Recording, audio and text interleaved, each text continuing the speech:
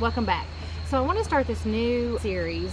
I want to do a devotional series, and I've been doing this for a while on my blog. I want to bring it out to everybody and just give us an opportunity here to have an audience to worship God. It's been hard times, and a lot of people I know probably have struggled with worshiping right now, but I've been dealing with some things that are a little tough. So I'm going to start with my testimony, I guess. That's probably the best place to start. So let's go back to my childhood.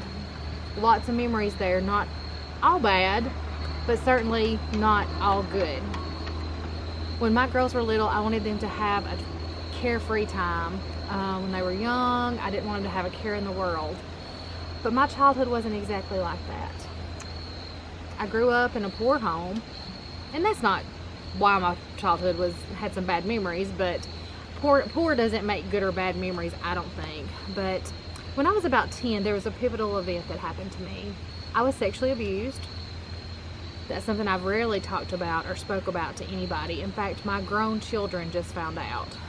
I've lived a lot of years of shame because of that, thinking that I did something wrong or somehow brought that on myself. I don't know. You live with so much surrounding that. So I was 10. And it wasn't a stranger that abused me. It was my grandfather, my mother's father. So at that same time in my life, I was introduced to Christ for the first time, and I became a Christian. But so much of that good memory is blocked out because I blocked out the bad memory. Now, I'm not here to ask for pity. I don't want that from anybody. In fact, I have lived a life away from this. I didn't want to talk about it. I didn't want to acknowledge it. I buried it deep, deep in my heart. So, I'd say maybe better than a year ago, God really started dealing with me about stuff, and I didn't understand it. It was like, I even had doubts. I thought, I don't even know what's going on. So I had suppressed these feelings for so long, it wasn't even a thought in my mind, but just over time, God began to show me that this was something that I had never truly dealt with, that I had not offered forgiveness for this major thing that had happened in my life. Now, he's passed. He's died when I was a teenager, so there was no forgiveness to offer to him, but just an acknowledgement, I guess, of forgiveness is what I was needing to do. I think a lot of the suppression that I had led, to me having guilt and shame and anger. So, you live your life, you're busy, you go on, but then all of a sudden God brings this back. And I started having flashbacks even, like thinking back to the things that had happened, and really it haunted me for a good while. I didn't tell anybody what I was going through, even my husband didn't know. And so one day it just dawned on me that I had to forgive him. And I was like, what? Are you kidding me? Because I had never even entertained the thought of forgiveness for him for what he had done. So I started dealing with this. I started reading, praying, doing all the things that I could possibly do to see what God wanted from me in this situation. And I come across some important things in my life over this past year or so. First of all, forgiveness is for me. It wasn't ever about him. God's grace is enough, not just to cover my sin, but also to cover his. And I had to accept that. And this event, this single event in my life from my childhood does not define who I am. And, I just want to say, if you're dealing with something very negative or bad that's happened in the past, it doesn't have to define you either.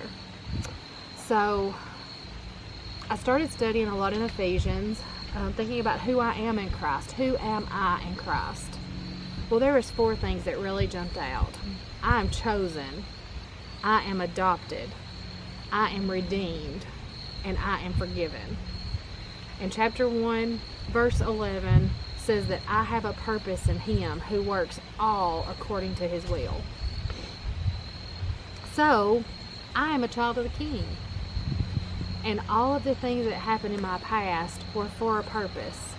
And maybe I'm going to find out what that purpose is. Sometimes I think things happen and we never know the purpose. But there was one. Because God doesn't let anything happen accidentally. I don't believe that. So, even though we may never forget our past, it does not have to define our future.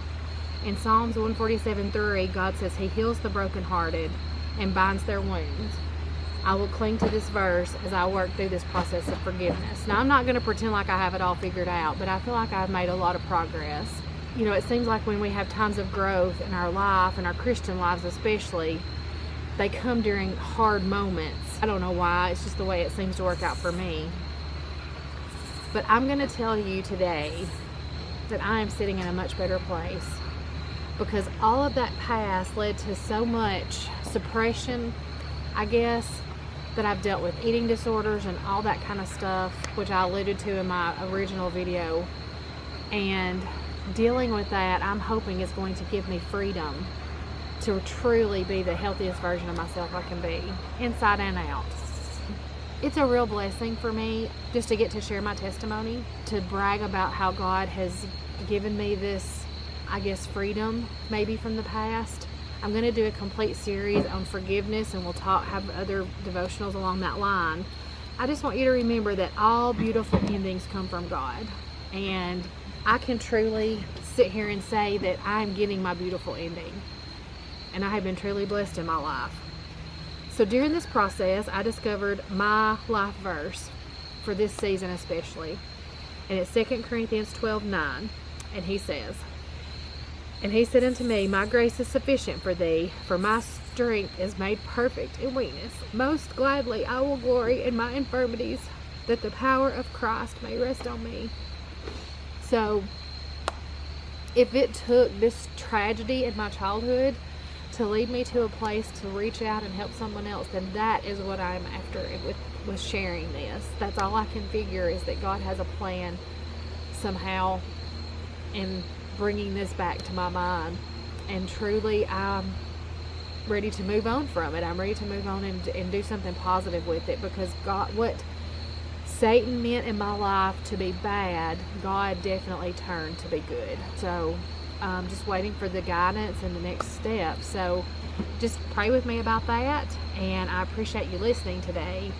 And you know, if you have something that you want to talk about and you don't want to make it public, you can reach out to me by email, because it's hard to talk to people sometimes who don't understand what you're going through. And I'm certainly not a counselor of any kind, but I can talk and I can understand. So, with that being said, I found this awesome shirt, and that is truly what I want to do. I want to love every part of my story. And I want you to love yours too, because loving your story is part of accepting who you are. And for now, I'm going to let you go. Be sure you subscribe to the channel. If you're interested in these devotionals, we'll try to have them grouped together so that you can pick up on those easily. And I'll see you next time.